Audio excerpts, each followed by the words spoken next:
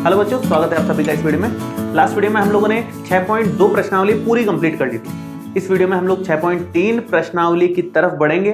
6.2 प्रश्नावली में 6.1 और 6.2 प्रमेय पढ़ ली थी हम लोगों ने।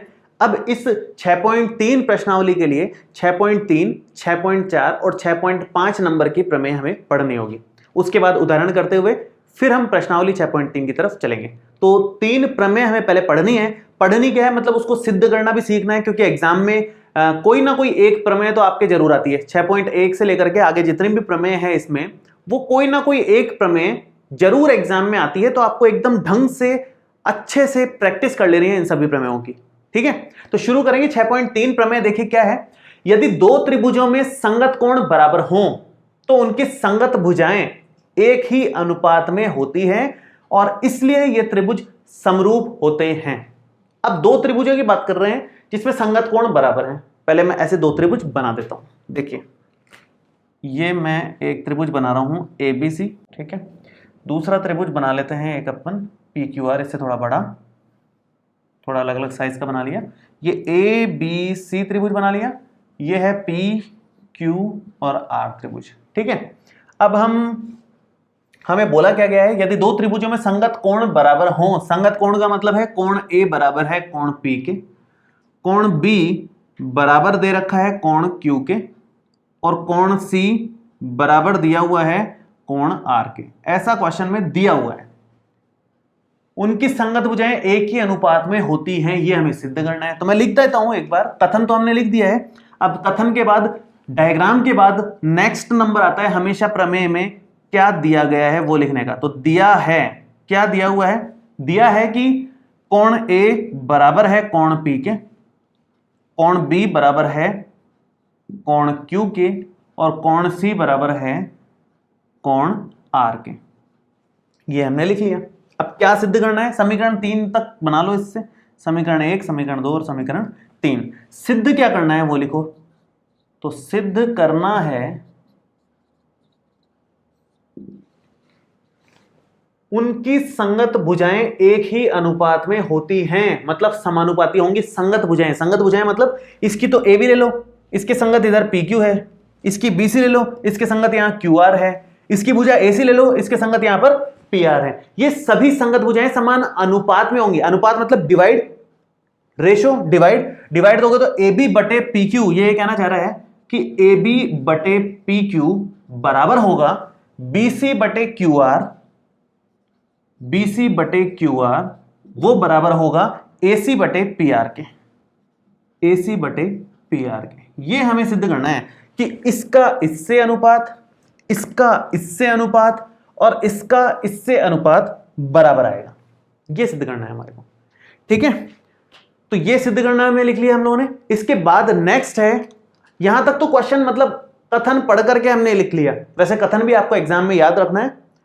कथन अपने को याद रखना पड़ेगा, उसके हिसाब से डायग्राम बनाना पड़ेगा। फिर दिया है, सिद्ध करना है लिखने के बाद में अब आगे कैसे सिद्ध किया जाए वो सोचना है।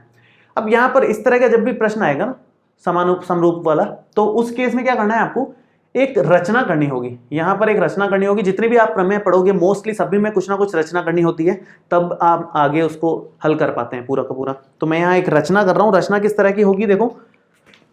AB के बराबर लंबाई का यहां पर एक पॉइंट ले लेते हैं, ये D पॉइंट जो PD है। PD जो है AB के बराबर है, मतलब AB की बराबर लंबाई नाप की यहां पे एक पॉइंट बना दिया D। ऐसे AC की बराबर लंबाई यहां पर नापी जो E पॉइंट नाम दे दिया उसको। ये इसके बराबर नाप लिया, पॉइंट बना दिया। ये इसके बराबर नाप लिया, पॉइंट बना दिया, और यहां पर लाइन खींच दी, DE लाइन बना दी। तो आप यहां पर रचना में लिख सकते हो। देखो मैं यहां लिख देता हूं, जगह है क्योंकि उधर अपने को काफी कुछ करना होगा, तो मैं यहीं एडजस्ट कर रहा हूं।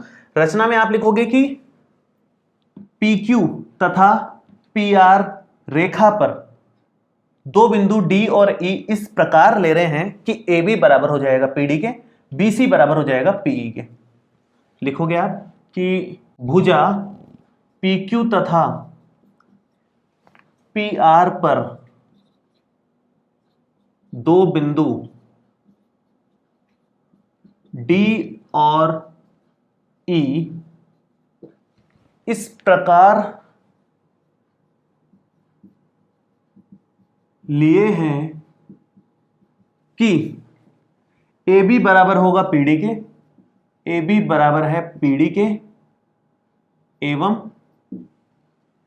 ए सी बराबर है पीई के, ए सी बराबर है पीई के। समीकरण नंबर 3 और सॉरी 3 नहीं 4 और ये हो जाएगी 5। 3 तो यहां तक आ गई थी, 4 और 5 ले ली। अब ये जो डी और ई पॉइंट आए हैं इनको मिला दो, तो आप लिखोगे कि अब डी एवं ई को मिलाते हैं।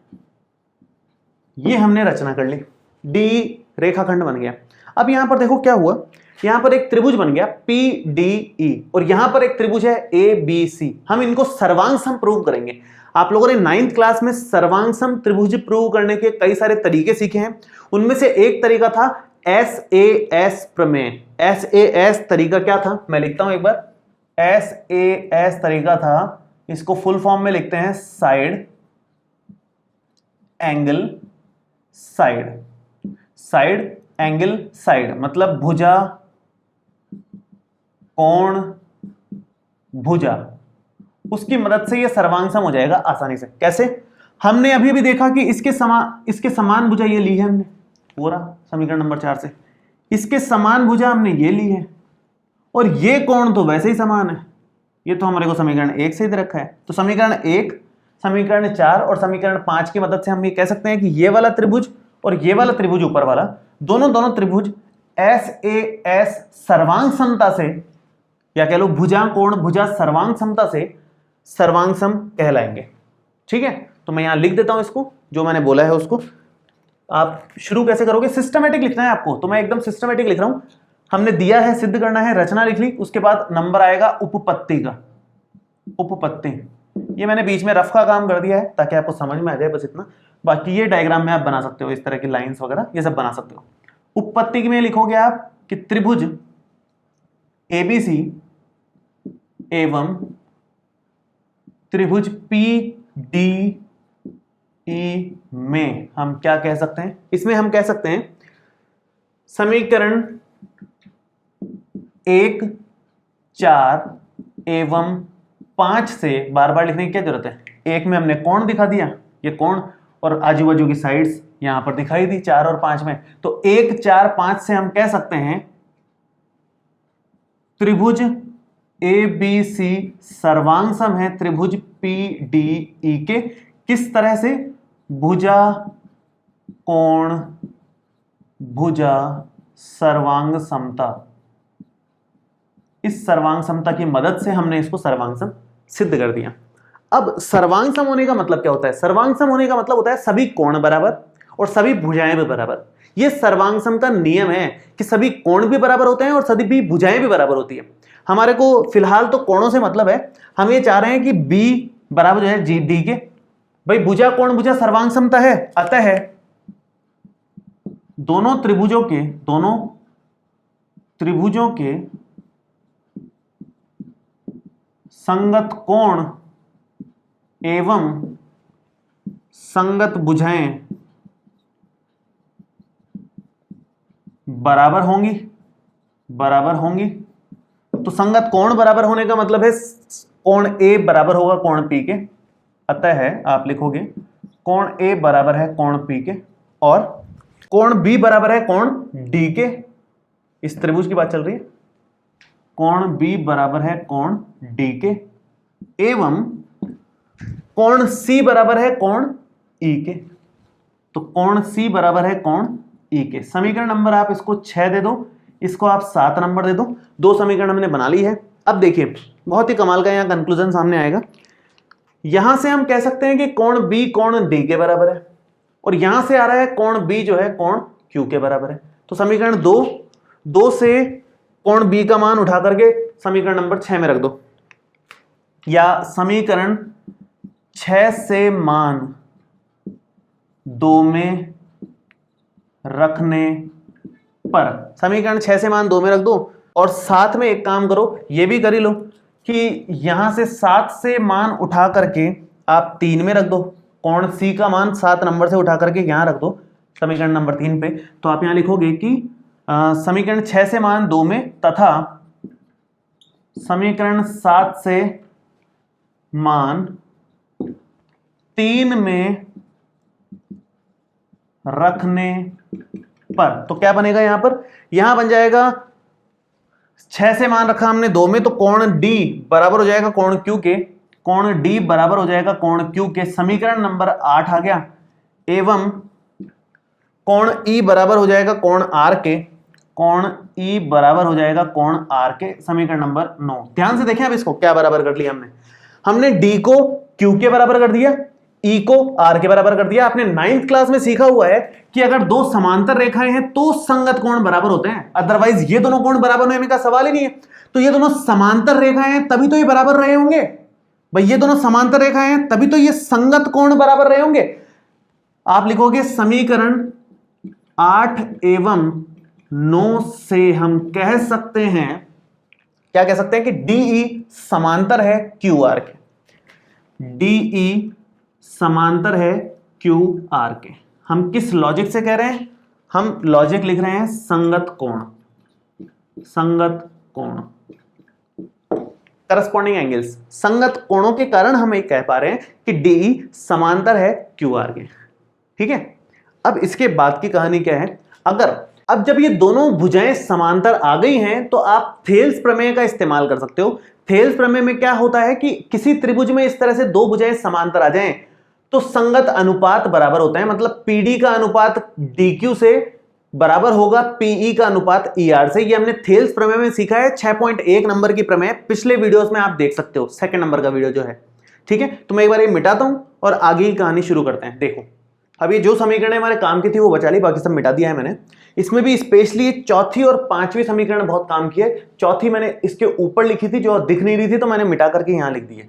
ठीक है, चौथी और पांचवी समीकरण क्या थी कि ये AB बराबर था PD के और AC बराबर था PE के। इसकी जरूरत पड़ेगी हमारे को, तो फिलहाल हमने ये साबित कर दिया कि DE जो है वो समांतर है QR के, और समांतर होने के कारण हम थेल्स प्रमेय लगा सकते हैं। तो आप यहां लिखोगे कि त्रिभुज PQR में DE समांतर है QR के, अतः थेल्स प्रमेय से आप कह सकते हो कि PD बटे DQ बराबर होगा PE बटे ER के, PE बटे ER के। ये हम थेल्स प्रमेय से कह सकते हैं। इसको आप चाहो तो समीकरण नंबर 6 नाम दे दो, वैसे तो कोई जरूरत नहीं है, फिर भी ठीक है। लाना क्या है ये देखो आप ध्यान से, थोड़ा AB बटे PQ लाना है, AB बटे PQ ये टोटल लाना है। AB बोल दो या फिर AB की जगह आप क्या बोल सकते हो, PD बोल सकते हो। तो मतलब अल्टीमेटली हमें PD बटे PQ लाना है भाई। AB बटे PQ लाओ या AB की जगह PD रख दें तो PD बटे PQ लाओ, बात बराबर है एक बार। तो PD बटे PQ कैसे आएगा? ये हमने किए हुए हैं उदाहरण 6.2 में इस तरह के, जिसमें एक तो सिंगल यहां वाला और टोटल लेते हैं हम लोग, उसमें +1 करते थे दोनों जगह, आपको याद होगा। तो उसी तरह से हम यहां पर करेंगे। हमें PD को बचाना है, PD बटे PQ लाना है। PD बचाना है तो जिसको बचाना है उसको डिवाइड में रखते हैं हम लोग, तो यहां पर इसको रेसिप्रोकल करना पड़ेगा, व्युत्क्रम करना पड़ेगा। तो यहां लिखोगे आप व्युत्क्रम करने पर हमें मिलेगा DQ बटे PD बराबर ER बटे PE। दोनों तरफ एक एक जोड़ दो। अब आप दोनों तरफ एक एक जोड़ोगे तो बनेगा DQ बटे PD प्लस 1 बराबर ER बटे PE प्लस 1, और एलसीएम ले लो। PD यहां एलसीएम आ जाएगा तो DQ प्लस PD, और PE यहां पर है तो ER प्लस में PE। क्या बनेगा ये finally? DQ plus PD, PQ पूरा का पूरा, तो PQ बटे PD बराबर ER प्लस PE पूरा का पूरा PR बटे PE। ठीक है, अब यहां से देखो आप PD की वैल्यू समीकरण नंबर 4 से रख रहे हैं हम लोग। PD की जगह AB रख देंगे, तो PD की जगह तो हो गया AB, और ऐसे ही PE की जगह हम रख देंगे AC, तो PE की जगह हो जाएगा हमारे पास AC। तो देखो क्या बनेगा ये ये बनेगा पी क्यू बट्टे ए बी बराबर है पी आर बटे ए सी के। हमें लेकिन ये नहीं चाहिए, हमें ए बी बटे पी क्यू सिद्ध करना था, तो इसका व्युत्क्रम ले लेंगे। फिर से व्युत्क्रम लोगे तो मैं लिख देता हूं एक बार, व्युत्क्रम लेने पर क्या बनेगा, ये बन जाएगा ए बी बटे पी क्यू बराबर आएगा ए सी बटे पी आर। ए बी बटे पी क्यू बराबर आएगा ए सी बटे पी आर। हम कहेंगे कि सिमिलरली, मतलब इसी प्रकार हम ये सिद्ध कर सकते हैं कि ये दोनों भी बराबर आएंगे और इससे ये तीनों बराबर हो जाएंगे। मतलब हमने एक निकाल लिया, इसको और इसको बराबर कर दिया, बाकी इसी प्रकार करके लिख देंगे, कहीं कोई दिक्कत वाली बात नहीं है, क्योंकि सेम पैटर्न से आप इन दोनों की जगह अगर ये भुजाएं बराबर लेते, मतलब यहां से इतना काटते और यहां से इतना काटते इसके बराबर, और फिर यूं लाइन बनाते, तो वो दूसरी दो साइड में बराबर आ जाते। उस तरह से मतलब सेम आगे भी सिद्ध कर सकते हैं। तो आप यहां पर लिखोगे कि इसी प्रकार हम सिद्ध कर सकते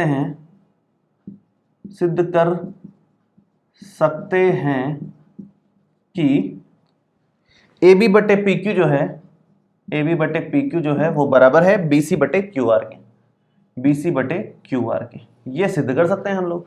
अतः क्या सिद्ध हो गया, ए बी बटे पी क्यू बराबर है बी सी बटे क्यू आर के, तो है ही, साथ में किसके भी बराबर है, ए सी बटे पी आर के।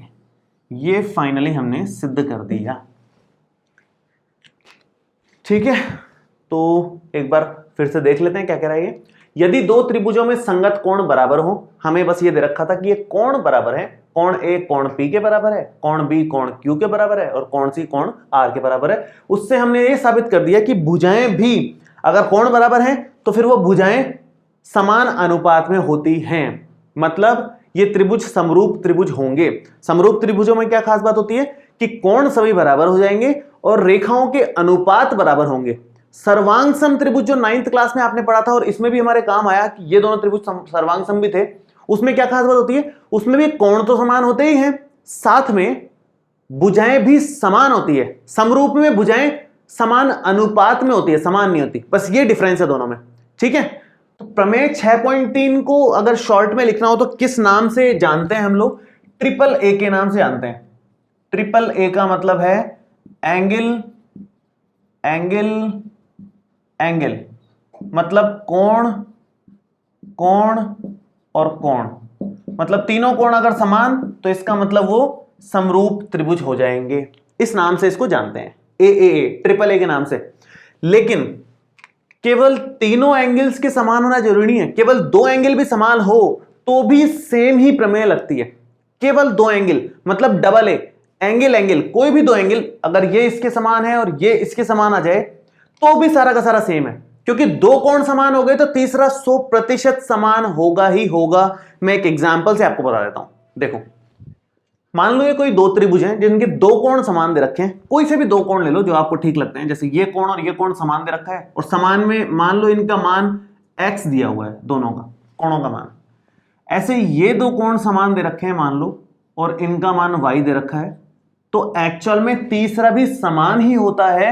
मैं ये साबित करना चाह रहा हूं आपके सामने, तीसरा वाला भी समान ही आएगा, मतलब कोण A अपने आप ही कोण P के समान आ जाएगा। हालांकि उसने केवल ये दो समान दिए हैं, तीसरा अपने आप आएगा। देखो कैसे, त्रिभुज के जो कोणों का योग होता है, कोणों का योग, ये 9वीं कक्षा में पढ़ा है आपने, कोणों का योग बराबर होता है 180 डिग्री के। तो मतलब A plus B plus C तीनों का योग कितना होगा, 180 डिग्री। B और C के मान तो x और y है, तो A plus x plus y किसके बराबर हो जाएगा, 180 डिग्री के। तो A का मान कितना आ गया, ये x भी उधर चल जाए y भी उधर चल जाए, तो ये 180 में से x और y घट जाएंगे। कोण A का मान ये आया। चेक करते हैं कोण P का मान क्या आएगा। कोण P में भी सेम, मतलब इस त्रिभुज में भी सेम, कोणों का योग जो है, कोई सा भी त्रिभुज हो कोणों का योग तो हमेशा 180 डिग्री रहेगा, ये तो फिक्स्ड है ना। 180 डिग्री रहेगा तो यहाँ पर P है, Q कोण है, R कोण है, 180 डिग्री के बराबर आएगा।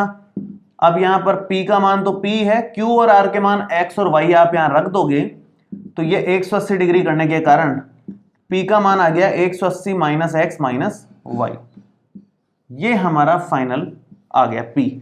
A कितना आया था 180 minus x minus y, P कितना आया है 180 माइनस एक्स माइनस वाई, मतलब सेम आ गया।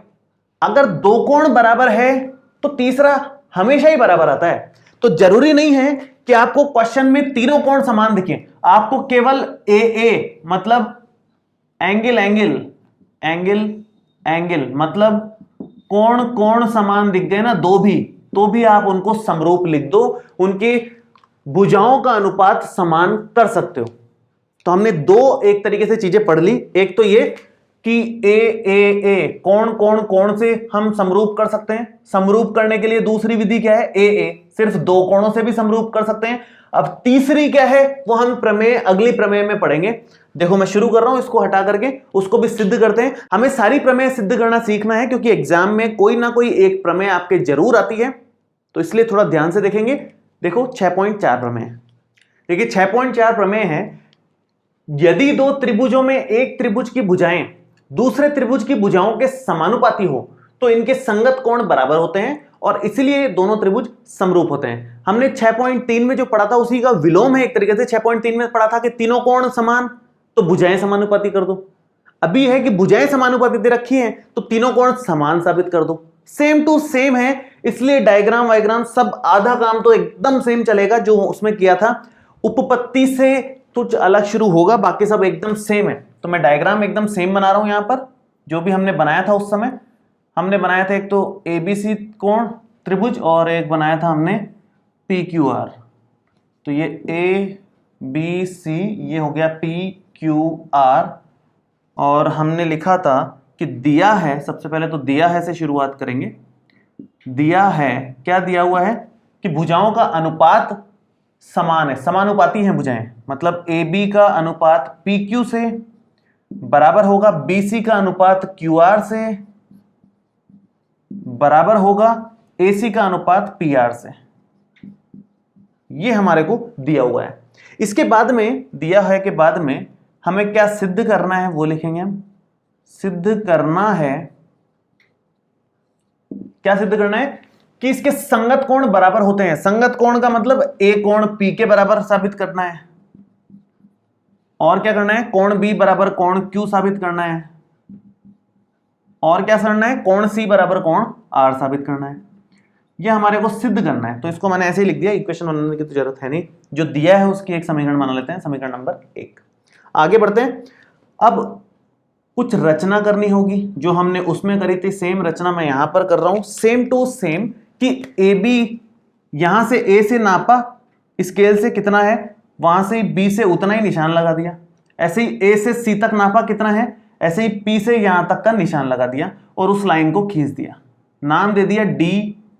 पहले भी ऐसे ही किया था सेम टू सेम, तो वही चीज यहां पर लिखनी है। आप यहां लिखोगे कि D और E बिंदु हमने PQ और PR पर इस प्रकार लिए हैं कि AB बराबर हो जाएगा PD के और AC बराबर हो जाएगा PE के। तो D एवं E बिंदु रेखाखंडों PQ तथा PR पर इस प्रकार हैं कि AB बराबर है PD के एवं AC बराबर है PE के। समीकरण नंबर 2, समीकरण नंबर 3। ठीक है, अब ये 3 समीकरणों की मदद से हम आगे बढ़ेंगे। तो यहां से शुरू करते हैं आगे बढ़ने का काम। उपपत्ति से, मतलब मेन प्रोसेस जो भी है वहां से शुरू कर रहे हैं। तो कैसे करना है, देखो काम वही करना है जो पीछे किया था हमने। इन दोनों त्रिभुजों को हम पहले सर्वांग सम सिद्ध कर देंगे। इन दोनों त्रिभुजों को सर्वांग सम सिद्ध कर देंगे और सर्वांग सम सिद्ध करने से कोण बराबर हो जाएंगे, और ये दोनों तो वैसे ही बराबर कर लेंगे। ये दोनों कैसे बराबर करेंगे कोण हम, इसको और इसको, पहले ये दोनों कोण बराबर किए ही थे, अभी भी वही करने हैं, इन दोनों को समांतर सिद्ध करके। तो हमें क्या करना है, ये जो अनुपात समान दे रखे हैं उसका उपयोग करते हुए थेल्स प्रमेय के विलोम से हम बढ़ेंगे। और थेल्स प्रमेय का विलोम ये कहता है कि अगर अनुपात समान हो तो आपके दोनों रेखाएं समांतर हो जाती हैं। अनुपात समान हो जाएगा अगर इन दोनों का, तो ये दोनों रेखाएं समान हो जाएंगी, समांतर हो जाएंगी। तो अनुपात कैसे समान करें, ध्यान से देखेंगे अभी। हमें समीकरण 1 में जो दे रखा है उसका उपयोग कर रहा हूं मैं। समीकरण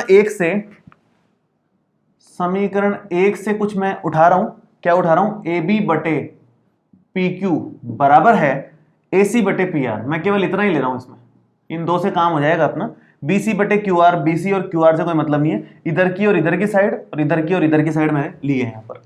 इसमें भी मैं ए बी का मान रख रहा हूं पी डी और ए सी का मान रख रहा हूं पी ई वहां पर। तो मान रखोगे यहां पर क्या आएगा? ए बी का मान रखोगे आप पी डी और ए सी का मान रखोगे आप पी ई, डिवाइड में दोनों के सेम है पी क्यू और पी आर। आप लिखोगे समीकरण 2 व 3 से आपने ये मान रख दिए हैं। ठीक है, अब पीडी बटे पी क्यू, पीडी बटे पी क्यू ये तो पूरा आ गया। हमें चाहिए था पीडी बटे डी क्यू, ये चाहिए था हमें। तो अब ऐसी परिस्थिति में क्या करें? ऐसी परिस्थिति में पहले तो व्युत्क्रम करो आप। व्युत्क्रम तो मोस्टली करना ही पड़ता है अपने को। व्युत्क्रम करने पर क्या मिलेगा? ये मिलेगा पी क्यू बटे पी डी, ये उल्टा हो गया, ये उल्टा करोगे तो पी आर बटे पी ई, ये व्युत्क्रम करने पर मिला।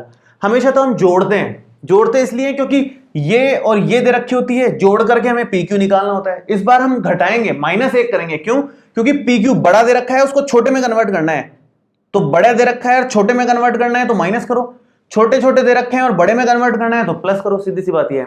तो यहां -1 होगा ना कि +1। हमेशा हम +1 करते हैं, इस बार हम लोग -1 कर रहे हैं। तो बहुत ही कमाल का प्रोसेस है ये, ध्यान से देखते रहें आप। पीडी यहां पर एलसीएम आ रहा है, यहां पर एलसीएम आएगा पीई, यहां बनेगा पी क्यू माइनस पीडी और यहां बन जाएगा पी आर माइनस पीई। ठीक है, ये हमने एलसीएम ले लिया। अब देखो जरा, पी क्यू में से पीडी हटा दे तो ये पी क्यू टोटल है, उसमें से ये पीडी हटा दिया तो बचा क्या? D Q. ये बचा हमारे पास डी क्यू बटे पीडी। ऐसे कैसे? ऐसे ही टोटल पी आर में से ये पी वाला सेक्शन हटा दिया तो बचा क्या? E R. तो ये हो जाएगा ई आर बटे पी ई। ठीक है, तो डी क्यू बटे पी डी अभी भी उल्टा चल रहा है ये, तो इसको भी व्युत्क्रम कर लो आप। व्युत्क्रम करने पर फाइनली क्या बनेगा? ये बनेगा पी डी बटे डी क्यू बराबर आएगा पीई बटे ई आर के। ठीक है, अब देखो ध्यान से, पीडी बटे डी क्यू बराबर आ रहा है पीई बटे ई आर के। अगर ये अनुपात बराबर है तो थेल्स प्रमेय के विलोम से हम कह सकते हैं कि ये दोनों भुजाएं समांतर हैं। तो आप यहां लिखोगे अतः थेल्स प्रमेय के विलोम से, मतलब 6.2 प्रमेय के हिसाब से हम कह पा रहे हैं कि डीई समांतर है क्यू आर के। और डी अगर समांतर है क्यू आर के तो पिछले वाले में भी हमने देखा था कि संगत कोण बन जाते हैं और वो समान हो जाते हैं कोण। तो इसका मतलब कोण डी और कोण क्यू बराबर हो जाएंगे और कोण ई और कोण आर बराबर हो जाएगा। ठीक है, ये दोनों समांतर हैं, अतः जितनी जगह है उसका मैक्सिमम यूटिलाइज कर लें हम लोग। अतः संगत कोणों से, अतः संगत कोण समान होंगे, ऐसा लिखो सीधा। अतः संगत कोण समान होंगे। और कौन कौन से संगत कोण है? कोण डी बराबर है कोण क्यू के और कोण ई बराबर है कोण आर के। समीकरण नंबर ये अपनी चल रही है चौथी और पांचवी। हमने अभी तक इसको इसके बराबर कर दिया, इसको इसके बराबर कर दिया।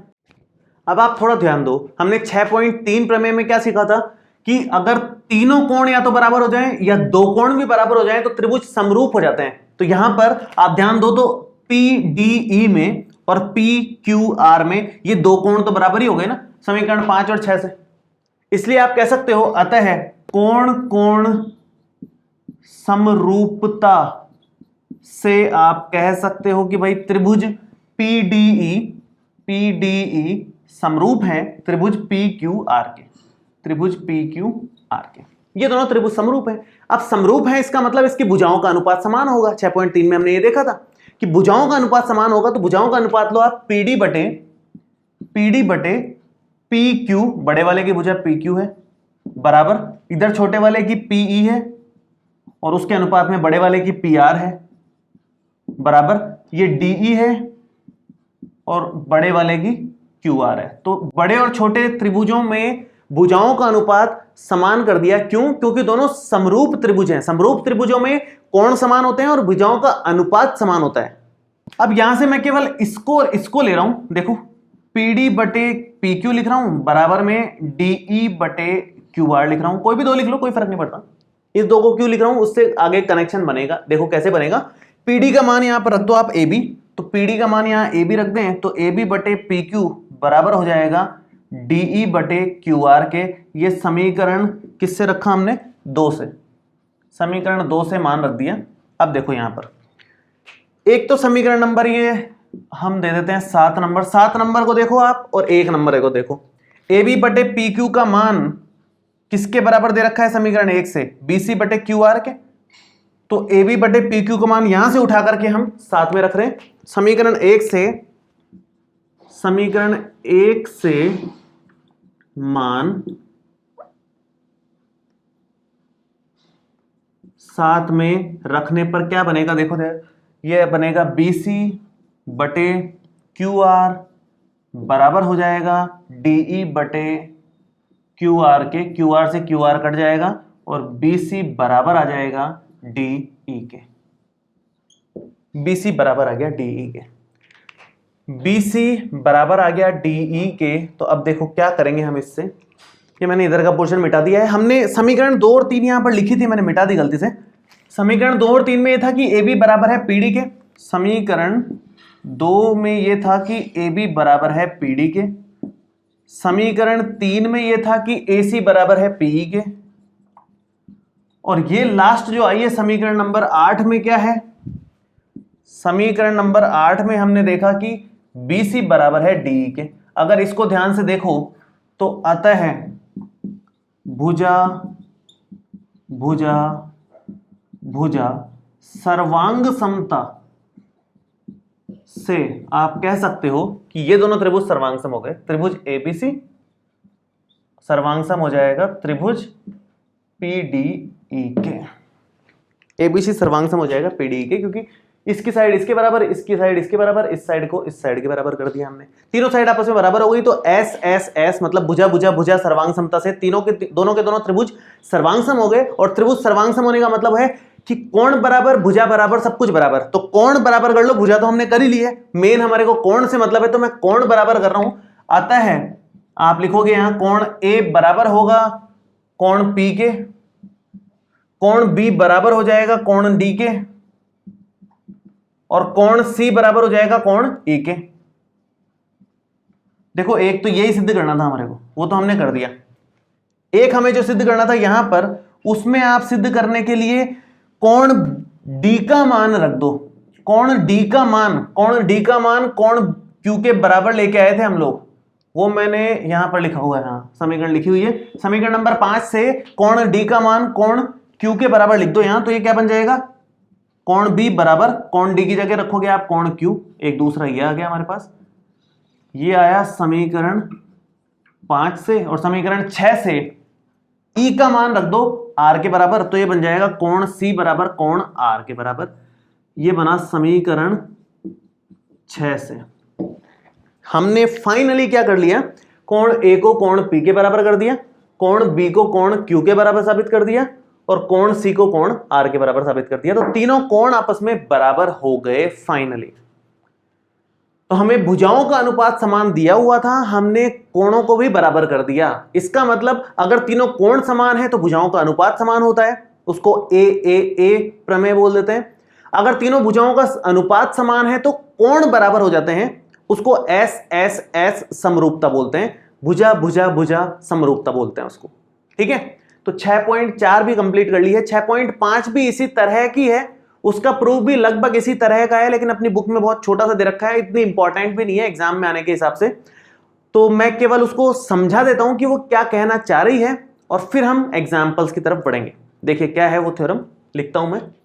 देखो थ्योरम 6.5 है कि यदि एक त्रिभुज का एक कोण दूसरे त्रिभुज के एक कोण के बराबर हो, मतलब A बराबर है P के, तथा इन कोणों को अंतर्गत करने वाली भुजाएं, इन कोणों को अंतर्गत को करने वाली भुजाएं कौन सी है? ये दोनों भुजाएं हैं जिससे कोण बन रहा है, ये दोनों भुजाएं, इधर ये दोनों भुजाएं, उनका वो समानुपाती हो तो दोनों त्रिभुज समरूप होते हैं।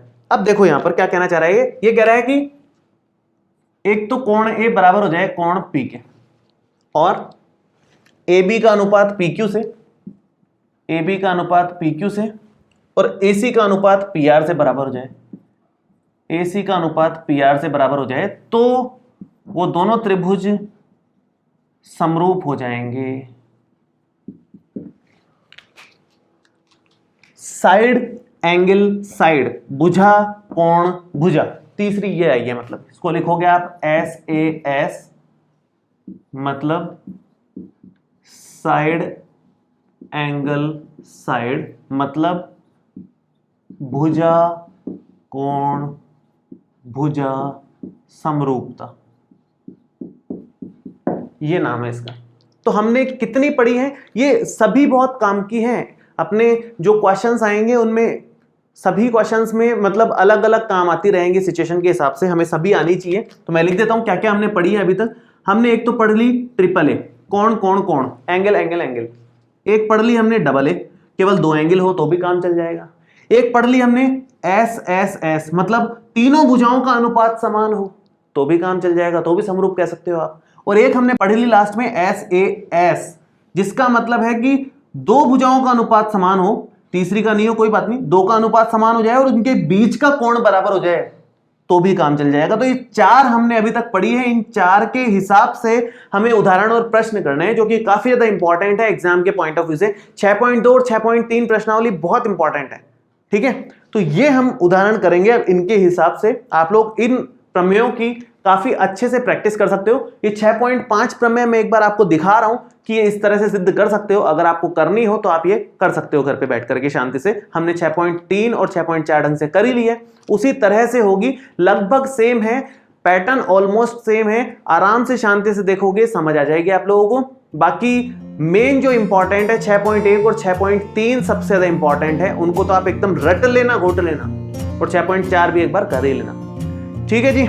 तो अगले वीडियो में हम लोग उदाहरण करेंगे स्टार्ट। इस वीडियो में आपको कोई भी डाउट हो तो नीचे कमेंट बॉक्स में लिख सकते हैं, और ये व्हाट्सएप नंबर आपको दिया हुआ है, उस पर व्हाट्सएप भी कर सकते हैं। तो मिलते हैं आपसे अगले वीडियो में। Thank you so much.